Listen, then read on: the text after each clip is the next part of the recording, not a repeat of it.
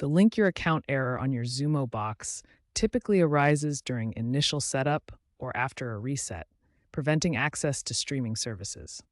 This issue usually means your device is struggling to connect to Xumo's servers for account verification. The most effective initial steps involve ensuring you have a stable internet connection, preferably a 5 GHz Wi-Fi network with at least 10 Mbps download speed, or a wired Ethernet connection. A wired Ethernet connection provides the most stable option for linking your account. Power cycling your Xumo box by unplugging it for 30 seconds can also resolve temporary glitches. If these quick fixes don't work, proceed to the next section for more detailed troubleshooting.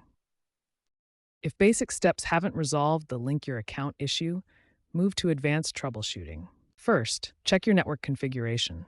Access your router settings and temporarily disable IPv6, as this can cause conflicts with Comcast setups. Next, ensure your Xumo box has the latest firmware.